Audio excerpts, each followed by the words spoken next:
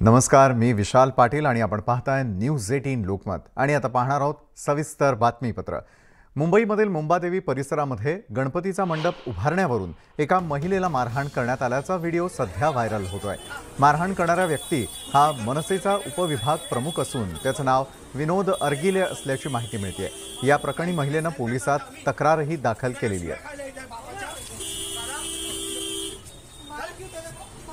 मुंबईतल्या मुंबादेवी परिसरामध्ये ज्यावेळेला गणपती बाप्पाचा मंडप त्या ठिकाणी उभारला जाणार होता त्याच वेळेला एका महिलेला मारहाण करण्यात आल्याचा हा व्हिडिओ आपण यावेळेला आपल्या टेलिव्हिजन स्क्रीनवरती पाहतोय।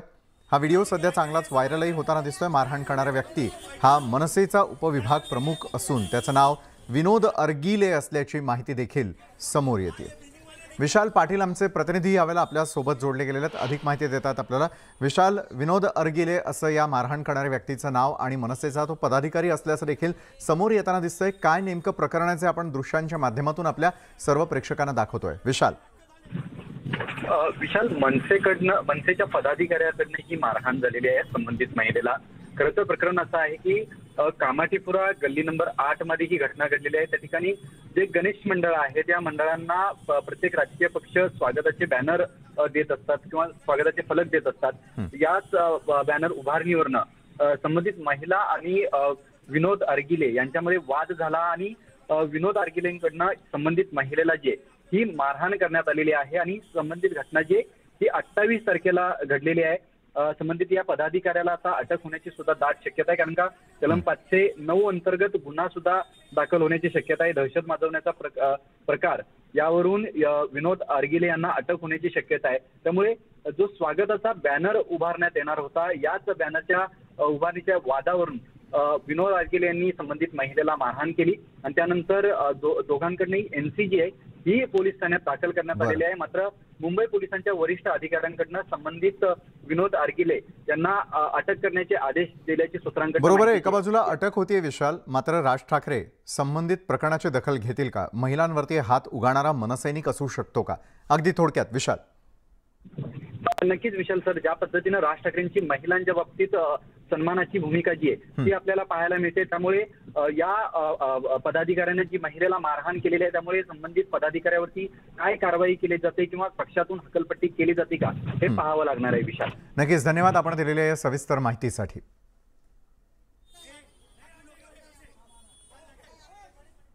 त्यानंतर आणखी एक मोठी आणि महत्त्वाची बातमी। मुख्यमंत्री एकनाथ शिंदे राज ठाकरेंच्या घरी जाणार आहेत। दुपारी 4:30 वाजता ते शिवतीर्थवरती दाखल होतील। राज ठाकरेंच्या घरी बाप्पांचं दर्शन घेण्यासाठी खुद्द मुख्यमंत्री एकनाथ शिंदे जाणार आहेत।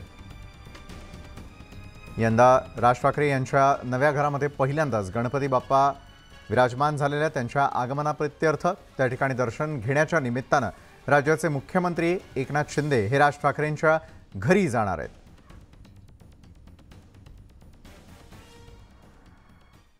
भाजपनं पुन्हा एकदा हिंदुत्वाची हाक दिली आहे। भाजपनं मुंबईमध्ये बॅनरबाजी केलेली आहे। आपलं सरकार आलं आणि हिंदू सणांवरचं विघ्न टळलं अशा आशयाचे बॅनर्स मुंबईमध्ये झळकू लागलेले आहेत। महानगरपालिका निवडणुकांच्या पार्श्वभूमीवर मुंबईमध्ये भाजपकडून बॅनरबाजी करण्यात आलेली आहे। याआधी दहीहंडी उत्सवात भाजपकडून राजकीय वातावरण तापवलं गेलेलं होतं। आता पुन्हा एकदा गणेशोत्सवात भाजपकडून मुंबईतील बेस्ट बस स्थानक आणि ठिकठिकाणी अशा प्रकारचे बॅनर्स लावण्यात आलेले आहेत।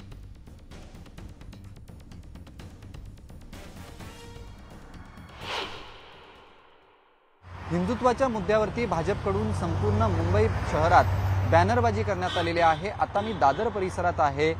भावनिकतेची साथ जी आहे ही मुंबईकरांना या बॅनरच्या माध्यमातून करण्यात आलेली आहे। आपण बघू शकतो की हे बॅनर जे आहेत हे भाजपकडनं लावण्यात आलेले आहेत। या बॅनरवरती स्पष्ट असं लिहिलेलं आहे की आपलं सरकार आलं आणि हिंदू सणांवरचं विघ्न टळलं, गणपती बाप्पा मोरया अशा पद्धतीचे बॅनर जे आहेत हे भाजपकडनं संपूर्ण मुंबई शहरात लावण्यात आलेले आहेत। फक्त हे बॅनर अशा पद्धतीचे नाही तर बेस्ट बसेस आणि बेस्टचे बसस्टॉप आहेत या ठिकाणी सुद्धा अशा पद्धतीचे बॅनर जे आहेत हे लावण्यात आलेलं आहे। या बॅनरवरती जरी आपले सरकार असं म्हटलं असलं तरी पंतप्रधान नरेंद्र मोदी आणि देवेंद्र फडणवीस यांचा फोटो आपल्याला पाहायला मिळतोय। राज्यात शिंदे फडणवीस सरकार आहे आणि याच पार्श्वभूमीवरती हिंदू मतदारांना भावनिक आव्हान जे आहे हे या बॅनरच्या माध्यमातून भाजपकडनं केलं जातंय। खरं तर मुंबई महानगरपालिकेच्या पार्श्वभूमीवरती अशा पद्धतीनं बॅनरबाजी केली गेलेली आहे। त्यामुळे राजकीय वर्तुळात याची चर्चा जी आहे ही चांगलीच रंगलेली आहे। भाजपकडनं दहीहंडीच्या वेळेला सुद्धा अशाच पद्धतीची बॅनरबाजी जी ही करण्यात आली होती आणि गणेशोत्सवाच्या दरम्यानच भाजपकडनं पुन्हा एकदा हिंदुत्वाच्या मुद्द्यावरती शिवसेनेला आणि खास करून उद्धव ठाकरेंना डिवचण्याचा प्रयत्न केलेला आहे। Video journalist Kalpesh वाघेलासह Vishal Patil, news 18 Lokmat, Mumbai. मी पण ट्रेननी प्रवास 2-3 वेळा केलाय। हे जेव्हा बॅनर फडकले गेले तेव्हा लोकांच्या प्रतिक्रिया मी ऐकले, म्हणजे उगाचच सांगायचं म्हणून नाही। 2 वर्षाचा कोविड काळ हा सगळ्यांनी अनुभवलाय आणि तरी असं लिहित असतील तर ते खऱ्या अर्थाने अधिक सिंपत्ती उलट उद्धवजींना मिळते आणि हास्यास्पद आपण होत आहे।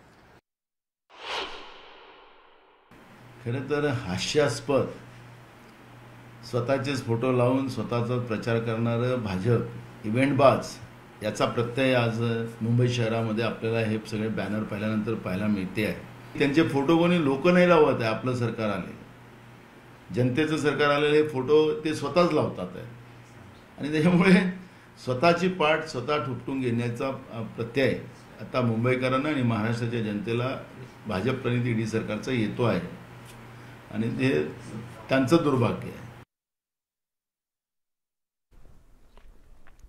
मराठा सेवा संघाचा शिवसेनेला पाठिंबा आहे, कारण संभाजी ब्रिगेड नंतर आता मराठा सेवा संघानेही आपला पाठिंबा जाहीर केलेला आहे। मराठा सेवा संघात लवकरच मोठे फेरबदल केले जाणार आहेत। तरुणांकडे मोठमोठ्या जबाबदाऱ्या सोपवण्यासंदर्भातले हे फेरबदल येत्या काळात पाहायला मिळतील।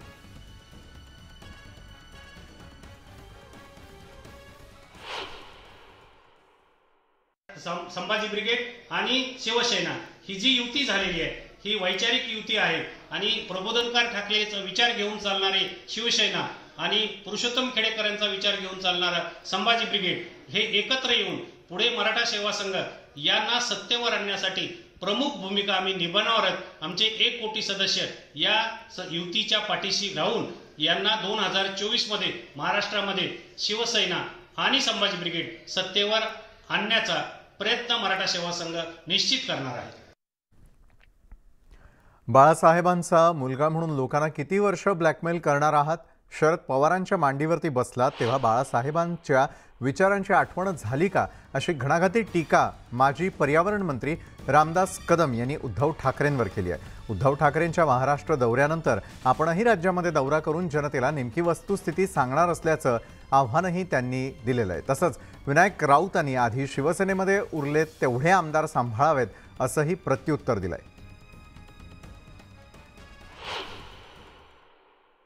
फक्त बाळासाहेबांचा मुलगा बाळासाहेबांचा मुलगा बाळासाहेबांचा मुलगा म्हणून लोकांना ब्लॅकमेल तुम्ही किती वर्ष करणार आहात? मग बाळासाहेबांच्या विचाराशी आपण सुसंगत होतात का? बाळासाहेबांचे विचार काँग्रेस आणि राष्ट्रवादीच्या विरोधामध्ये होते। मग शरद पवारांच्या जाऊन मांडीवर बसलात तेव्हा बाळासाहेबांची आठवण तुम्हाला झाली का? का विसर पडला तुम्हाला? या सगळ्यांची उत्तरं तुम्हाला द्यायला लागतील ना। तेव्हा उद्धवजींना जाऊ देत, महाराष्ट्रामध्ये आदित्य ठाकरेला जाऊ देत, त्याच्या पाठोपाठ मी पण झालं आहे ना। आणि वास्तव काय ते लोकांसमोर ठेवेन ना मी। या विनायक राऊतच्या प्रचाराला कणकवलीला मी जात होतो, मी जायचो ना तिथे, मी सभा घ्यायचो ना, शेवटच्या सभा यांच्या। तेव्हा कुणी कुणावरती बोलायचं, त्यांच्यावरती बोलण्याची त्यांची अपवाद पण नाही हो। 4 आमदार 1 आमदार फडून दाखव, आहे तेच सांभाळा आधी पहिल्यांदा। तर रामदास कदमांच्या या टीकेवर माजी महापौर किशोरी पेडणेकरांनीही प्रतिक्रिया दिली आहे। स्वभाव काय त्यांचा जात नाही। बाळासाहेब असताना पण अनेकदा बाळासाहेब नाही पाहिजे, ही लोक ही भाजपाबरोबर आपलं संघटन जे काही युती आहे ती तोडून टाका म्हणणारे पण हेच होते। उद्धवजींना पण गेल्या 5 वर्षात खिशात राजीनामे घेऊन फिरून बीजेपीला तोडून टाका सांगणारे पण हेच होते। आणि थेट मला त्यांनाच आता प्रश्न आहे की प्रत्येकाच्या वडिलांची पुण्याई त्याच्याबरोबर असते। मग जर तुमच्या वडिलांच्या पुण्याईनी तुम्ही काय मागू शकत नाही, तुम्ही तुमच्या मुलाला पुण्याई देऊन फक्त आमदार बनवलं, तेव्हा नाही आठवलं की एखाद्या कार्यकर्त्याला एक माझ्या स्वतःच्या पुण्याईवर कार्यकर्त्याला आमदार बनावं म्हणून, तेव्हा नाही कळलं आणि आज सांगताय आणि मग तुम्ही का बाळासाहेबांचं नाव घेताय?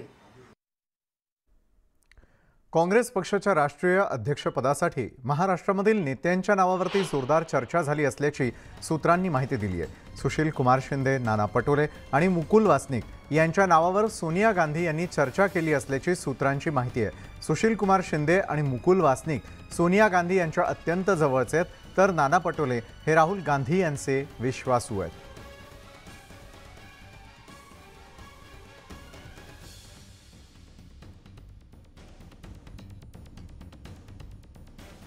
CWC बैठकीमध्ये 3 नेत्यांची मोठी प्रामुख्याने नावं राष्ट्रीय अध्यक्षासाठी चर्चेत आली आहे। त्याच्यामध्ये आपलाही एक नाव आहे। तुम्हाला राष्ट्रीय अध्यक्षाची जबाबदारी मिळेल तर काय? मला एक बघा हे मला अजून त्या लेवलला मी महाराष्ट्रातच काम करण्यामध्ये आनंदित आहोत। त्याच्यामुळे ही जी काही अफवा असेल मी त्या अफवेला काही मान्य करत नाही आणि त्याच्यामुळे मी त्याच्यावर कुठली चर्चा करणार नाही। राहुल गांधी यांच्या जवळचे असल्यामुळे तुमच्या नावाची फार मोठ्या प्रमाणात चर्चा आहे। दुसरीकडे सुशील कुमार शिंदे आणि मुकुल वासनिक यांचंही नाव आहे, परंतु राहुल गांधी यांची तुमची फार जवळीक असल्यामुळे तुमचा नंबर त्या ठिकाणी लागू शकतो। मला या चर्चेत कुठलाही, कारण की ही चर्चा आहे, त्या या चर्चेमध्ये मला पडायचं नाही आहे। मी महाराष्ट्रात आनंदात आहो, मी इथं पक्ष मजबूत करण्यामध्ये लागलेलो आहो, त्याच्यात मला यश पण प्राप्त होते आहे। त्यामुळे या सगळे अफवा जी, कारण की या अफवा ज्या आहेत की आता मी दुसरेच नावं काल 2 दिवसापासून ऐकत होतो, त्यामुळे ही मीडिया बातम्या आहेत। त्यामुळे याच्याबद्दलच्या काय म्हणतो कुकल्पित ज्या बातम्या असतात त्याच्यावर विश्वास ठेवायचा कुठलाही कारण नाही। शेवटचा प्रश्न, अध्यक्ष कोण होणार, अशोक गहलोत की राहुल गांधी? आमचं सगळ्यांचं मत आहे की राहुलजींनी राष्ट्रीय अध्यक्ष व्हावं, हे आमचं सगळ्यांचं मत आहे, त्याप्रमाणे व्हावं। व्हिडिओ जर्नलिस्ट प्रवीण सह विनोद राठोड, न्यूज 18 लोकमत, मुंबई। मागील काही दिवसांपासून शहाजी बापू पाटील हे उद्धव ठाकरेंविरोधात आक्रमक झाल्याचं पाहायला मिळत आहे। तर आता आमदार शहाजी बापू पाटील यांना अकलूजच्या शिवसेना पदाधिकाऱ्यांनी सोशल मीडियातून प्रत्युत्तर दिलंय। शहाजी बापूंच्या स्टाईलमध्येच काय दारू, काय चकणा, काय ते 50 खोके, समद कसं ओके अशा पोस्ट शिवसैनिकांनी शेअर केलेल्या आहेत। बापू मतदारसंघामध्ये लक्ष द्या, महाराष्ट्र करमणूक दौरा बंद करा, बापू तुमच्यासाठी मातोश्रीवरती नोकरी भेटेल, आम्ही शिवसैनिक तुमची शिफारस करू असा टोलाही लगावण्यात आलेला आहे। तुमच्या सांगोल्यामध्ये रस्त्याची परिस्थिती काय आहे, मतदारसंघातली काय परिस्थिती आहे हे थोडं बघा आणि तुमच्यासारख्या अशा लोकांना जर मंत्रिपद दिलं तर हे महाराष्ट्राची काय परिस्थिती होईल। महाराष्ट्र हा देश धडेल लागेल। एक मी युवा सेनेच्या वतीनं एक शिंदे सरकारला एक विनंती करतो की तुम्ही मंत्रिपद देताना एक व्यवस्थित आमदारांना मंत्रिपद द्या आणि तुमच्या एक आमदारांना शहाजीबापू असतील, ह्या शहाजीबापूला थोडं एक समज द्या की थोडं बोलताना थोडं तुम्ही व्यवस्थित बोला। काय डोंगर, काय झाडी, काय हॉटेल, सगळं ओके या डायलॉगनं सांगोल्याचे आमदार शहाजी पाटील देशभरात फेमस झाले। मात्र आता त्यांच्याच मतदारसंघामध्ये तब्बल 210 खोके सापडलेत। विरोधक 50 खोके एकदम ओके ही घोषणा देऊन सत्ताधाऱ्यांची कोंडी करतात। मात्र आता शहाजी पाटलांच्या मतदारसंघात 210 खोके सापडल्यानं चर्चांना ऊत आलेला आहे। आता विसरा 50 खोके। शहाजी पाटलांच्या सांगोल्या 210 खोके, 210 खोके एकदम ओके। नव्या राजकीय वादळाची नांदी। 50 खोके एकदम ओके, विरोधकांची ही घोषणाबाजी विधिमंडळाच्या पायऱ्यांसह राज्यभरात गाजली। हातात फलक घेऊन विरोधकांनी सत्ताधारी आमदारांवर या माध्यमातून निशाणा साधला। अर्थात त्यातील एकदम ओके हा आमदार शहाजी पाटील यांच्या काय डोंगर, काय झाडी, काय हॉटेल, सगळं ओके या डायलॉग मधून घेण्यात आला होता। पण आता 50 खोके सोडा, आमदार शहाजी पाटलांच्या मतदारसंघात तब्बल 210 खोके सापडले। 50 खोके या घोषणेनं सत्ताधारी आमदार संतापलेले होते, अगदी धक्काबुक्कीही झाली। आता 210 खोक्यांनी काय परिस्थिती निर्माण होईल याचा अंदाज केलेला बरा। मात्र हे प्रकरण राजकीय होणार नाही, कारण हे 210 खोके पैशांचे नाहीत तर दारूच्या बाटल्यांचे आहेत। टँगो पंच या बनावटीची जी दारू आहे कंपनीची, त्याच्या 2000 बाटल्या आम्हाला त्या ठिकाणी मिळाल्या आहेत 210 बॉक्स आहेत आणि त्याची एकूण किंमत साधारणपणे 14.5 लाख रुपयांची आहे. 14.5 लाखांची दारू आम्ही गणेशोत्सवाच्या पार्श्वभूमीवर जप्त केलेली आहे. गणेशोत्सवाच्या पहिल्या दिवशी पोलिसांनी मोठी कारवाई करून अवैध व्यवसाय करणाऱ्यांना मोठा दणका दिलाय. रात्रभर पथकाने त्या ठिकाणी सापळा रचला आणि सापळा रचल्यानंतर त्या ठिकाणी लक्ष ठेवून थांबलेलं असताना रात्री साधारणपणे 2:30-3च्या दरम्यान 3 इसम त्या जे बातमीमध्ये वर्णन केलेलं शेड होतं त्या ठिकाणी आले. 3 लोकांच्या विरुद्ध गुन्हा दाखल केलेला आहे. अधिक तपास आम्ही या प्रकरणात करत आहोत. सांगोल्यात 210 खोके जप्त केल्यानं खळबळ उडाली आहे. मात्र या खोक्यांचा आणि राजकारणाचा कोणताही संबंध नसल्याचं स्पष्ट झालंय आणि त्यामुळे राज्यात येऊ शकणारं संभाव्य राजकीय वादळ टळलंय असं म्हटलं तर अतिशयोक्ती ठरणार नाही. वीरेंद्र सिंह उत्पात, न्यूज 18 लोकमत, पंढरपूर.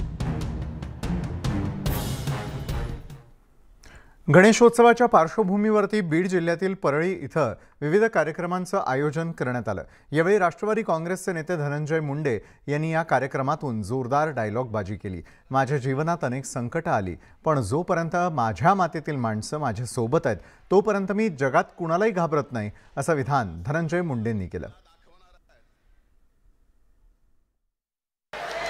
संकट कोविडचं आलं, संकट राजकीय आली, पण जोपर्यंत माझं नातं या माझ्या मातीतल्या मायमाऊलीशी, वडीलधाऱ्याशी आणि माझ्या भावाशी जुळलेलं, तोपर्यंत जगात मी कुणालाही घाबरत. म्हणून आजचा, उद्याचा, सलग 10 दिवस होणारा हा कार्यक्रम आपल्या प्रभू वैद्यनाथाच्या नगरीला कसल्याही प्रकारचं गालबोट लागणार नाही. बीडमध्ये माजी सामाजिक न्यायमंत्री धनंजय मुंडे यांच्या संकल्पनेतून होत असलेल्या परळी इथल्या नाथ प्रतिष्ठानच्या गणपती उत्सवात नियम धाब्यावरती बसवल्याचं पाहायला मिळालं. रात्री 10 नंतर ध्वनिक्षेपक बंद करण्याचे जिल्हाधिकाऱ्यांचे आदेश पायदळी तुडवण्यात आले. गणपती बाप्पांच्या स्वागतालाच अश्लील नृत्य सादर केलं जात होतं.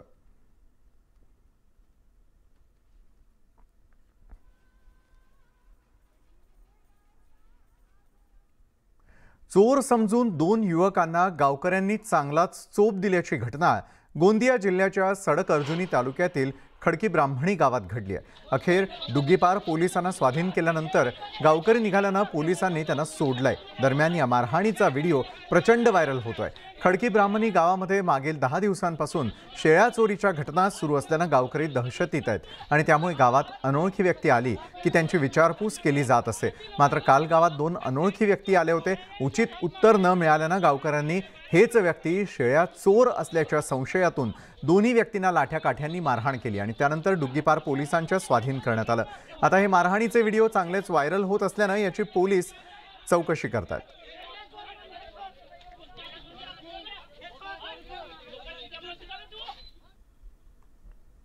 मुंबईच्या कफ परेड परिसरामध्ये थेट पोलीस अधिकाऱ्यालाच मारहाण करण्यात आल्याचा धक्कादायक प्रकार समोर आला.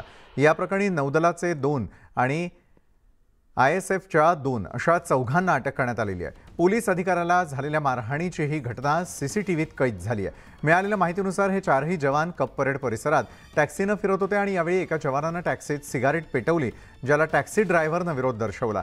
संतप्त जवान आणि टॅक्सी ड्रायव्हर यांच्यामध्ये वाद सुरू असताना मध्यस्थी करण्यासाठी गेलेल्या पोलीस अधिकाऱ्यावरच या जवानांनी हात उगारला. मारहाण झाली त्यावेळी हे सर्व जवान मद्यधुंद अवस्थेमध्ये असल्याचंही सांगण्यात येत आहे.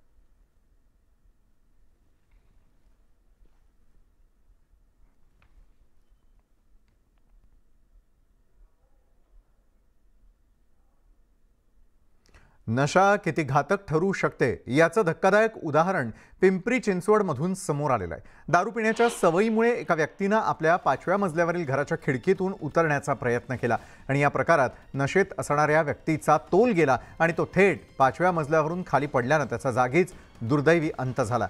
पिंपरीच्या निगडी परिसरातल्या सेक्टर 22 इथल्या प्रेरणा सोसायटीच्या 11 नंबर बिल्डिंगमध्ये ही दुर्घटना घडली आहे. अनिल कांबळे असं मृत व्यक्तीचं नाव असून निगडी पोलीस पुढील तपास करतायत.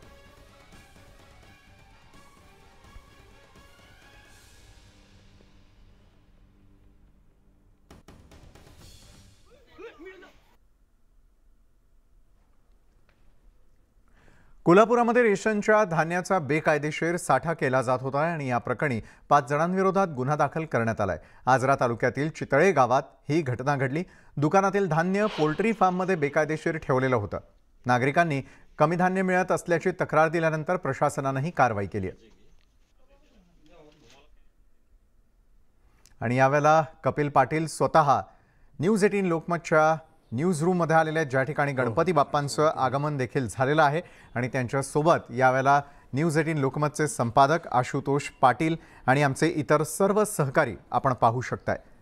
प्रत्येक घरोघरी गणपती बाप्पांचं जसं आगमन झालेलं तशाच प्रकारे न्यूज 18 लोकमतच्या कार्यालयात देखील गणपती बाप्पा विराजमान झालेले आहेत आणि त्या ठिकाणी कपिल पाटील यांच्या हस्ते बाप्पाची मनोभावे पूजा अर्चा करण्यात आलेली आहे. प्रसादही ते घेताना यावेळेला आपल्याला पाहायला मिळतात. थेट आपण जाऊयात याच संदर्भात आमच्या न्यूज रूममध्ये.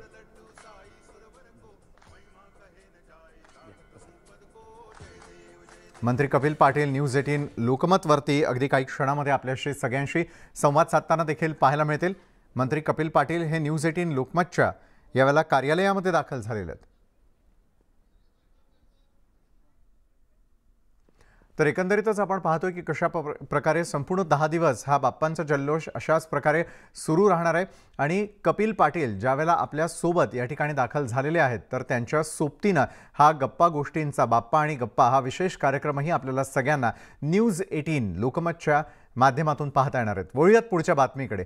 गाव पातळीवरती विकासाच्या नावानं कसे लोकांची फसवणूक होते, सरपंच आणि ग्रामसेवक मिळून कसे निधीवर डल्ला मारतात याचा एक व्हिडिओ सध्या व्हायरल होतोय, ज्यात ग्रामसेवक नवख्या सरपंचाला भ्रष्टाचाराचे धडे देतानाच दिसतात.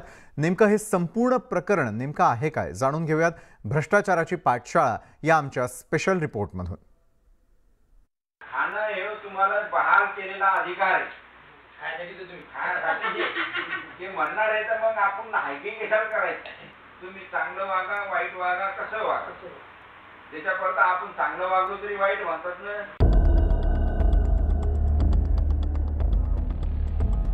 बुलढाण्याच्या मेहकर तालुक्यातली सर्वात मोठी ग्रामपंचायत असलेल्या डोणगावचे ग्रामसेवक नव्या सरपंचांना भ्रष्टाचाराचा कानमंत्र देतानाचे हे दृश्य. भ्रष्टाचाराची मुळं किती खोलवर आणि किती खालच्या पातळीवर रुजली आहेत याचं हे व्हायरल व्हिडिओतून स्पष्ट चित्र दिसतंय. डोणगाव ग्रामपंचायत कार्यालयात आलेल्या नवख्या महिला सरपंचांना ग्रामपंचायत सचिव ज्ञानेश्वर चनखोरे भ्रष्टाचाराचे पाठ शिकवतानाचं सीसीटीव्ही फुटेज समोर आलं, ज्यात ग्रामसेवक चनखोरे, सरपंच रेखा पांडव, सरपंचांचे पती रवी पांडव, ग्रामपंचायतीचे कर्मचारी गणेश घोगल आणि प्रदीप परमाळे या सगळ्यांना भ्रष्टाचार आणि मतदारांच्या बदमाशीबद्दल कानमंत्र देताना दिसतात. ते नेमकं काय म्हणाले पुन्हा एकदा ऐका. चांगलं वागा वाईट वागा कसं वागा, त्याच्यापर्यंत आपण चांगलं वागलो तरी वाईट म्हणतात ना. काही बी केलं हे प्रत्येक सरपंचाला आपला लय प्रेमाचा गोडीचा सल्ला असते. पावसाळा लागला की लगेच कान बंद करून घ्यायचे आणि डोळे बंद करून घ्यायचे. जसं जळल तसं जळल. आणि बदमाश जनता तुम्ही या असं रोड नाही ना असं सोन्याचा पत्रा ठोकला ते म्हणतील आज जरा ते जास्त कापल्या गेला, इथं आपूड झाला, जरा तिथं कलरच गेला, इथं जरा त्याला जॉईंटच नाही सगळा. नाही खाल्ल्याचा तो विषय तुमच्या लक्षात. खाणं हे तुम्हाला बहाल केलेला अधिकार आहे. ते म्हणणार आहे तर मग आपण हायकिंग कशाला करायचं, त्याच्यामुळे तो विषय नाही. पण सांगा काय लागलो मी त्याची लाजबी बाळगायची नाही ना आपण. डोणगावच्या ग्रामसेवकांच्या भ्रष्टाचाराच्या पाठशाळेचा हा व्हिडिओ जिल्हाभर व्हायरल झाला. मतदारांना चोर बदमाश म्हणत भ्रष्टाचाराचे धडे देणाऱ्या ग्रामसेवक आणि सरपंचाच्या निलंबनाची मागणी गावकरी करतायत.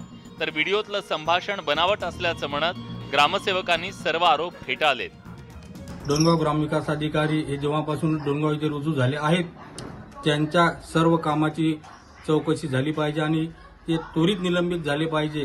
डोणगाव ग्रामविकास अधिकारी आणि डोणगाव ग्रामपंचायतचे सरपंच त्वरित निलंबित झालेच पाहिजे. हे संपूर्णपणे राजकीय षडयंत्र आहे. ग्रामपंचायतला बदनाम करण्यासाठी केलेले आहे.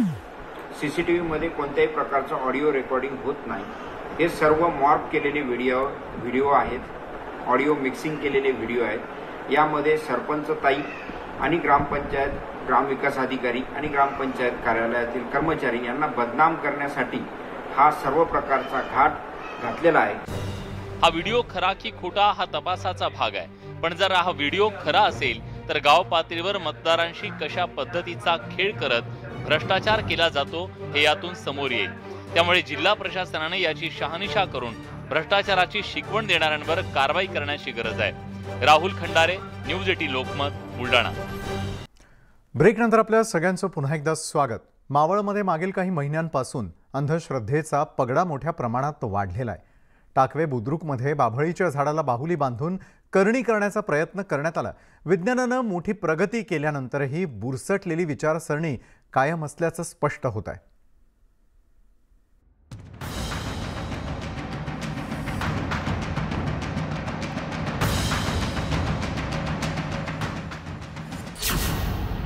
काळा दोरा बांधून एक प्रकारे पुरोगामी राज्यालाच फाशी देण्यात आली आहे. या दोऱ्याला एक काळी बाहुली आणि लिंबू बांधण्यात आलाय. त्याला टाचण्याही टोचण्यात आल्यात. तसंच एका मुलीच्या फोटोला छेद देऊन तो काळ्या दोऱ्यात ओवण्यात आलाय. फोटोच्या पाठीमागे एक चिठ्ठीही गुंडाळलेली दिसून येते. ही चिठ्ठी तर अंधश्रद्धेचा पुरावा देणारा दस्तऐवज म्हणावा लागेल. या चिठ्ठीत अलका या मुलीविषयी उल्लेख करण्यात आलाय. आम्ही इथं खरं नाव बदललंय. तिथल्या नावाऐवजी आम्ही अलका हे काल्पनिक नाव वापरलंय. अलका वेडी व्हावी असं त्यात नमूद करण्यात आलंय. माझ्या मुलाला त्रास होऊ नये असंही चिठ्ठीत लिहिण्यात आलंय.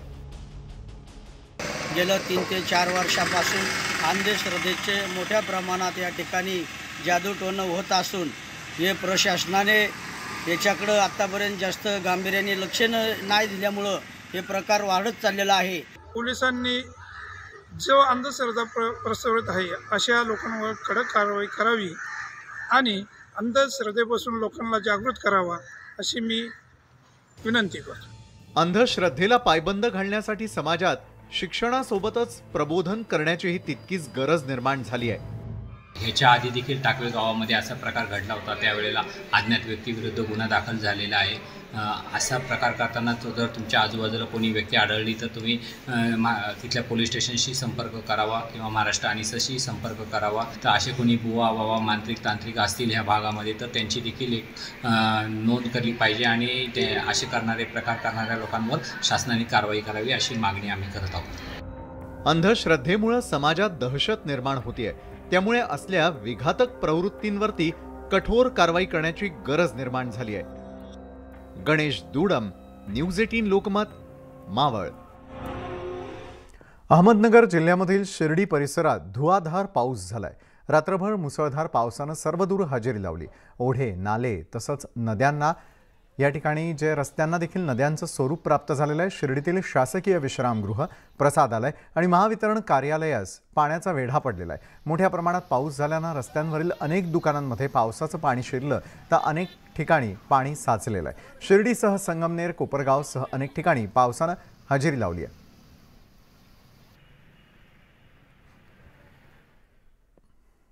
आपल्याला कल्पना आहे की काल या परिसरामध्ये रात्री अतिशय मुसळधार असा पाऊस झालेला आहे आणि साधारणपणे 3-4 तासामध्ये आमच्या शासकीय पर्जन्यमापक यंत्रावरच्या जर आपण नोंदी बघितल्या तर जवळपास 120 मिलीमीटर पाऊस हा केवळ 3-4 तासामध्ये या परिसरामध्ये आणि राहाता तालुक्यामध्ये पडल्याचं आपल्याला दिसून येत आहे.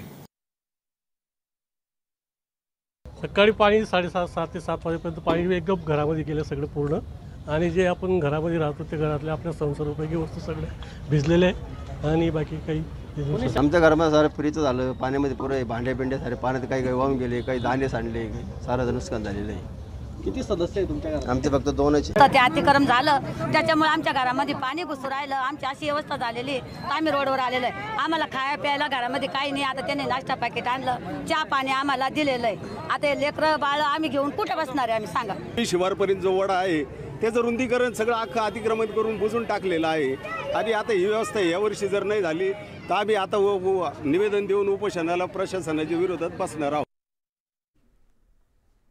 जुन्नर तालुक्यामध्ये 8 दिवसांच्या प्रतीक्षेनंतर ढगफुटीजन्य मुसळधार पाऊस झाला. रस्ते, शेतींना ओढ्या नाल्याचं रूप धारण करून राहत्या घरांमध्ये पाणी शिरल्यानं ऐन सणासुदीच्या काळात शेतकऱ्यांचे संसार पाण्यात गेलेले आहेत. जुन्नरच्या खाम मुंडीत मध्यरात्रीच्या सुमाराला अचानकपणे मुसळधार पावसानं रस्ते पाण्याखाली गेल्यानं रस्त्यांवरील पाणी थेट घरांमध्ये शिरलं. सध्या पाणी ओसरलं असलं तरी साहित्यासह धान्याचं मोठ्या प्रमाणात नुकसान झालंय.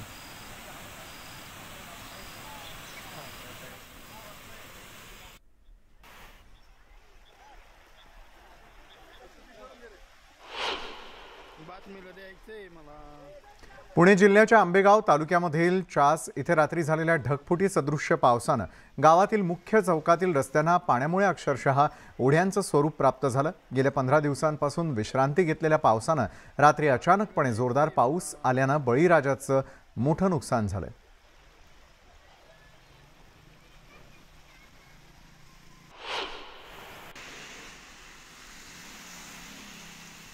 तळ कोकणामध्ये 15 दिवसानंतर पावसानं कमबॅक केलेलं आहे. सिंधुदुर्ग जिल्ह्यामध्ये मुसळधार पाऊस झाला तर सावंतवाडी, कुडाळ, कणकवलीमध्ये पावसानं कमबॅक केलं. गेले काही दिवस ऊन पडत असल्यानं शेती अडचणीत आलेली होती. मात्र आता दमदार पाऊस झाल्यानं बळीराजाची काही प्रमाणात चिंता मिटली आहे.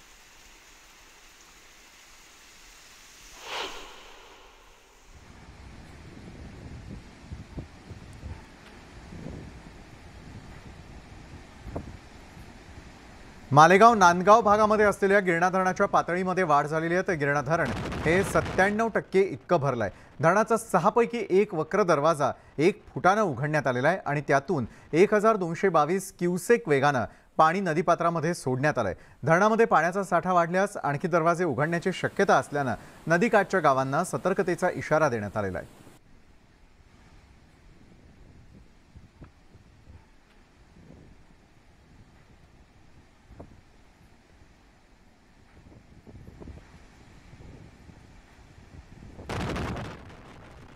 आणि आता पाहणार आहोत गणेशोत्सवासंदर्भातल्या बातम्या.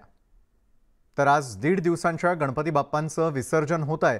त्याच अनुषंगानं मुंबई पोलिसांनी कडेकोट बंदोबस्त आणि चौपाट्यांवरती CCTVच्या माध्यमातून नजर ठेवली आहे. तसंच वाहतूक कोंडी होऊ नये यासाठी सुद्धा खबरदारी घेतली जाते.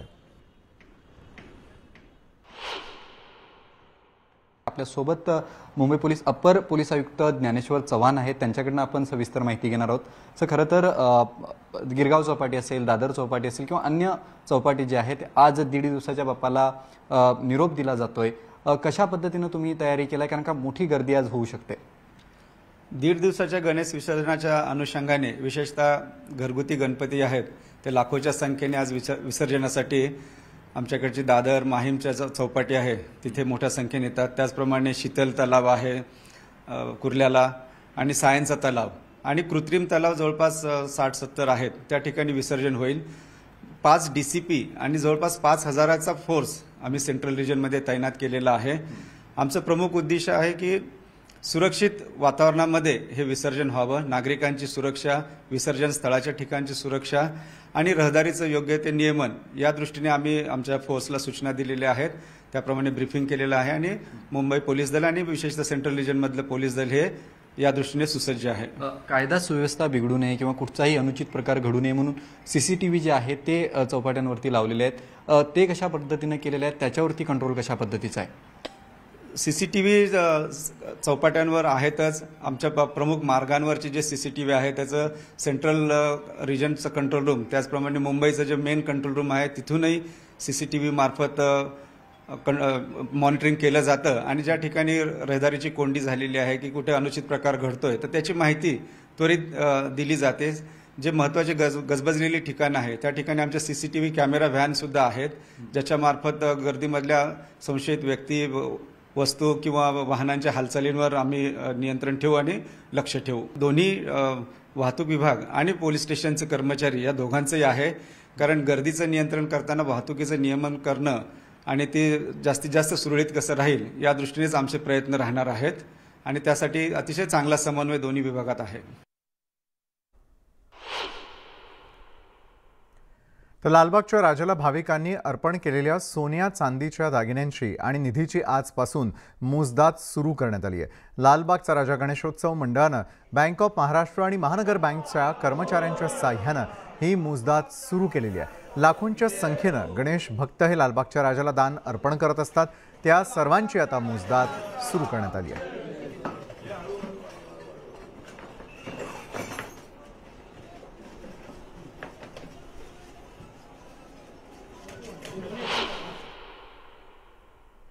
मुंबईकरांच्या स्वागताला शिक्षकांना जुंपण्यात आलेलं आहे. चाकरमान्यांना चहा पाणी देण्याचं गुरुजींना काम देण्यात आलंय. राजापूरच्या बीडीओंचे हे अजब आदेश पाहायला मिळतात. शिक्षण मंत्र्यांचे चौकशीचे त्यानंतर आदेशही निघालेले आहेत.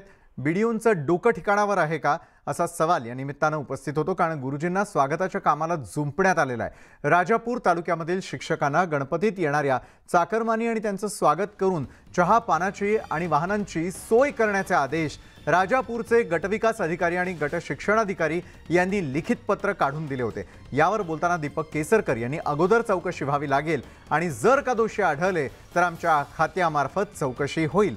शिक्षकांनी राष्ट्रीय कार्यक्रमामध्ये सहभागी होणं हे मी समजू शकतो, पण अशा पद्धतीची कामं देणं ही योग्य नाहीत. काही शिक्षकांना पंचनामे करण्याचे आदेश दिले गेलेले आहेत. चुकीचे प्रकार घडणार नाहीत म्हणून योग्य ती परिपत्रकं काढली जातील. पुण्यामध्ये माझी 7 ते 8 सप्टेंबरला एक महत्त्वपूर्ण बैठक आहे. त्यावेळेस यावर चर्चा करून योग्य तो निर्णय घेतला जाईल असं शालेय शिक्षण मंत्री दीपक केसरकर यांनी बोलताना सांगितलं.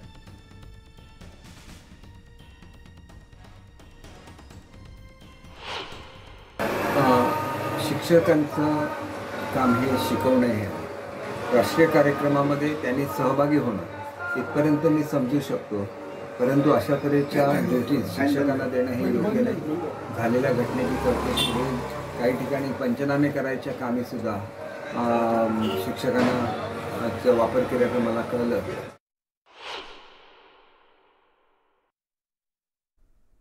तर मुंबईकरांच्या स्वागताला गुरुजींना जुंपल्याचा प्रकार आपण यावेळेला पाहतोय. या संदर्भात अधिक माहिती घेऊयात. आमचे सिंधुदुर्गचे प्रतिनिधी भारत केसरकर आपल्यासोबत जोडले गेलेले आहेत. तर शिक्षण मंत्र्यांनी नेमकं या संदर्भामध्ये आता दखल घेण्याचं ठरवलेलं आहे का? कुठल्या प्रकारची कारवाई जर सत्यता समोर आली तर ते करणार आहेत? काय या बाबतीत सांगतात ते? भारत. दीपक केसरकर यांनी या सगळ्या प्रकरणाचे चौकशीचे आदेश दिले आहेत. खरं तर राजापूर तालुक्यातील शिक्षकांना गणपती येणाऱ्या चाकरमान्यांचे स्वागत करण्यासाठी चहा पाण्याची आणि विशेषतः वाहनांची सोय करण्याचे आदेश चक्क गटविकास अधिकारी आणि गट शिक्षक अधिकाऱ्यांनी दिलेले होते आणि या संदर्भाचं लिखित पत्र काढलेलं होतं. हे आश्चर्याची गोष्ट आहे. या सगळ्या गोष्टींनी एकच खळबळ उडाल्यानंतर दीपक केसरकरनं याबाबत आज शालेय शिक्षण मंत्र्यांना आज पावनताड्यामध्ये विचारलं असता या संपूर्ण प्रकरणाची चौकशी केली जाईल असं त्यांनी स्पष्ट केलेलं आहे. खरं तर शिक्षकांना राष्ट्रीय कार्यक्रमात सहभागी होणं हे आपण समजू शकतो असं त्यांनी म्हटलेलं आहे. मात्र अशा पद्धतीने जर कोण चुकीचं काम करत असेल तर आपली खात्याअंतर्गत त्याची चौकशी होईल असं त्यांनी स्पष्ट आदेश दिलेले आहेत. आणि 7 ते 8 सप्टेंबरला महत्वपूर्ण बैठक संचालक यांच्याबरोबर पुण्यामध्ये होते. यावर एक अशा घटना घडू नयेत म्हणून एक परिपत्रक काढण्याचे आदेश शालेय शिक्षण मंत्र्यांनी दिलेले आहेत. मात्र अशा गोष्टीमुळे एकच शिक्षण विभागात खळबळ उडालेली पाहायला मिळते. या संपूर्ण प्रकरणाची शालेय शिक्षण मंत्री चौकशी करणार असल्याचे त्यांनी आता स्पष्ट केलेलं आहे. धन्यवाद भारत, आपण दिलेल्या सविस्तर माहितीसाठी. नागपूरमध्ये हिंदू मुस्लिम ऐक्याचं एक उत्तम उदाहरण बघायला मिळतं आहे. नागपूरमधील सोहेल खान यांनी आपल्या घरामध्ये बाप्पांची प्रतिष्ठापना केली आहे. 10 दिवस बाप्पा सोहेल खान यांच्या घरात असतो आणि यावेळी सोहेल खान आणि त्यांचे कुटुंबीय 5 वेळा नित्य नेमानं नमाज पठण करतात.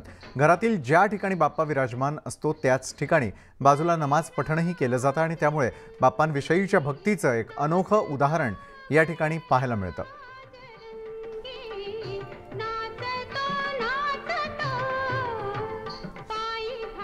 गणपति का आगमन किया, घर पे बहुत अच्छे से आगमन किया गया गणपति का घर में, तो मुहूर्त के हिसाब से अच्छे से किया गया. देन अभी 10 दिन की बात रही तो 10वें दिन गणपति बाबा की पूरा श्रद्धा से पूजा करेंगे हम. देन कुछ कमी नहीं होने देंगे उनके विसर्जन तक. देन अभी फिर उनको थोड़ी देर बाद नैवेद्य वगैरह लगाएंगे. देन सुबह शाम सब आरती वगैरह में आते हैं. एरिया के सभी लोग आते हैं ऑलमोस्ट. और देन बहुत मज़ा आता है, मतलब सब रहते हैं साथ में, सब एक जगह जमा होते हैं. सब बहुत अच्छा लगता है कि सब मतलब पूरे कास्ट वाले एक साथ होके गणपति बाप्पा का फेस्टिवल सेलिब्रेट कर रहे हैं.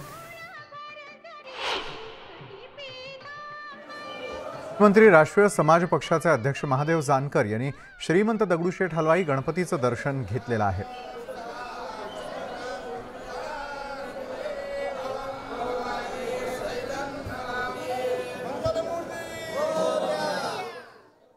या महाराष्ट्रातील जनतेला, शेतकऱ्याला असेल, सर्व दृष्टीने समृद्धी लाभावी आणि राज्य सरकारच्या माध्यमातून लोकांची सेवा करण्याची आम्हाला सेवा मिळावी अशी दगडूशेठला हलवाईंना विनंती करण्यासाठी आज इथं आशीर्वाद मागण्यासाठी आज इथं त्यांच्याकडे आलेलो आहे. कोकणामध्ये गणेशोत्सवाचा उत्साह पाहायला मिळतोय. घर तिथे गणपती असं दृश्य कोकणात पाहायला मिळत असतं. तरीही सर्वजण एकत्र येऊन सार्वजनिक आरती करतात आणि त्यातूनच गणेशोत्सवातील एकोपा जपला जातोय. गणेशोत्सवामुळे वातावरण अगदी आनंदी आणि आल्हाददायक झालेलं आहे. रत्नागिरी जिल्ह्यातील दापोली तालुक्यात गणेशोत्सवाची धूम आबालवृद्धांमध्ये दिसून येते.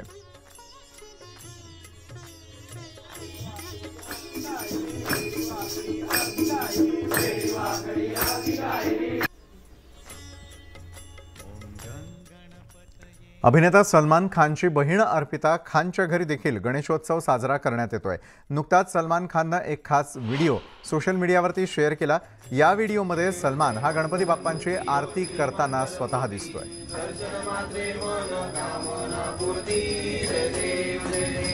लंबोदर पीतांबर फणीवर वंदना सरसोंड वक्र तुंड त्रिनयना सहस्रामाचा वाटपा हे सदना संकटी पावावे निर्वाणी रक्षावे सुरवर वंदना. तर अर्पिता ही सलमानची बहीण आहे आणि अर्पितानं फार पूर्वीपासून माहेरी असताना आणि त्यानंतर सासरी देखील गणपती बाप्पांची ही परंपरा अशाच प्रकारे कायम ठेवलेली आहे आणि आवर्जून सलमान खान देखील अर्पिताच्या या गणपती बाप्पाचं मनोभावे दर्शन करण्यासाठी नित्यनेमानं येत असतो. यंदा पोस्ट केलेल्या व्हिडिओमध्ये स्वतः तो गणपती बाप्पाची आरती करताना आपल्याला दिसतोय.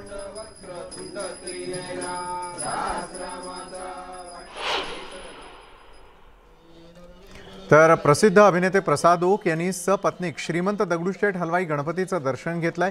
मागची 2 वर्ष सगळ्यांची फार बिकट गेलेली होती.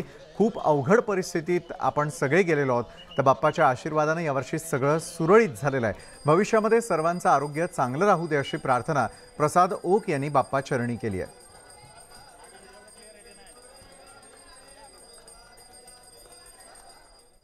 मागची 2 वर्ष सगळ्यांचीच फार बिकट गेली, खूप अवघड परिस्थितीत गेली. पण यावर्षी पुन्हा सगळं सुरू झालंय, सुरळीत सुरू झालंय. बाप्पाचा आशीर्वाद आहे. 2 वर्षांनंतर पुन्हा एकदा बाप्पाला जवळून बघता येतंय. आज अभिषेक करता आला. माझं बाप्पाकडे एकच मागणं आहे की सगळ्यांचं आरोग्य उत्तम ठेव, सगळ्यांच्या तब्येती मस्त ठेव, सगळ्यांवर तुझा आशीर्वाद असो. अभिनेत्री प्रार्थना बेहरे हिच्या घरीही बाप्पा विराजमान झालेले आहेत. चित्रीकरणाची कितीही व्यस्तता असली तरी देखील प्रार्थना बाप्पांच्या सेवेकरता सज्ज असते. यावेळी सहपरिवार पूजा करत बाप्पाची देखणी मूर्ती तिने यंदा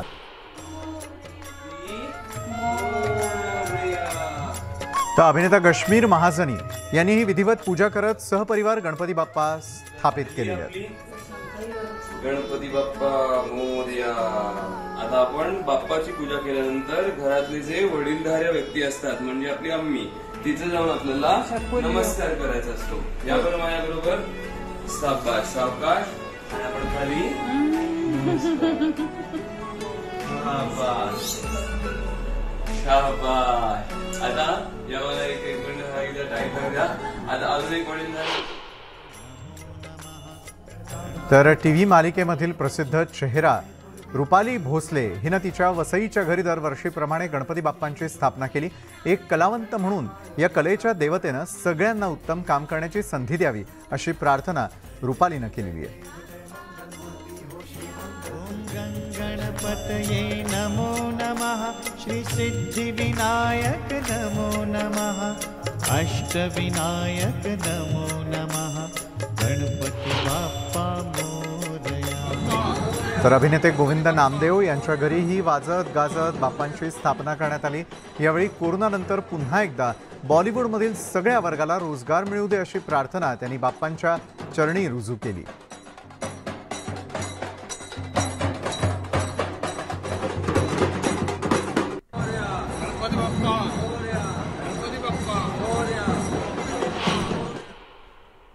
पाकिस्तानमध्येही गणपती बाप्पा विराजमान झालेले आहेत. कराचीमध्ये मराठी समाजानं गणपती बाप्पांची प्रतिष्ठापना केली.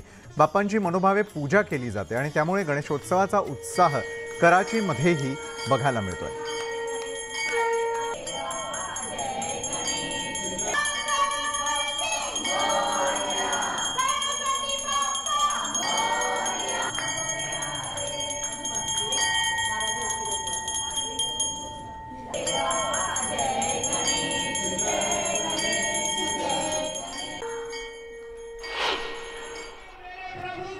तर पाकिस्तानातही गणेशोत्सव उत्साहात साजरा केला जातोय. कराचीमध्ये गणेशोत्सव उत्साहात साजरा केला जातोय.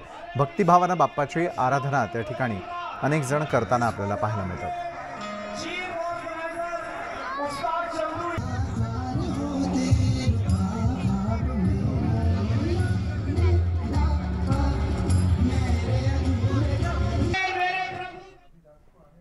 ब्रेकनंतर आपण पाहताय दुपारच्या बातम्या. लग्नामध्ये मारहाणीच्या किंवा वादाच्या अनेक घटना आपण पाहिल्या असतील, पण कधी पापडावरून राडा झाल्याचं ऐकलंय का? हा असा विचित्र प्रकार घडलाय केरळमधील अल्पुझा इथे. लग्नामध्ये पापडावरून मोठा वाद झाला. यात नवरी आणि नवरदेवाकडील लोकांमध्ये जोरदार भांडणं झाली. पापडावरून झालेल्या भांडणात 6 जण जखमीही झाले. वराच्या कुटुंबातील काही सदस्यांनी जास्तीचे पापड मागितले, मात्र त्यांना नकार देण्यात आला आणि त्यानंतर ही हाणामारी सुरू झाली. व्हायरल झालेल्या व्हिडिओमध्ये लोक एकमेकांना चप्पलेनं मारताना दिसतात. एकमेकांना मारण्यासाठी त्यांनी खुर्च्या आणि टेबलचाही वापर केला. या प्रकरणी अल्पुझा पोलिसांनी 10 लोकांविरुद्ध गुन्हा दाखल केला. तर या होत्या आतापर्यंतच्या अतिशय महत्त्वाच्या अशा बातम्या. तर या बातमीपत्रामध्ये वेळ झालेली आहे इथंच थांबण्याची. मात्र ताज्या बातम्यांसाठी पाहायला विसरू नका न्यूज 18 लोकमत.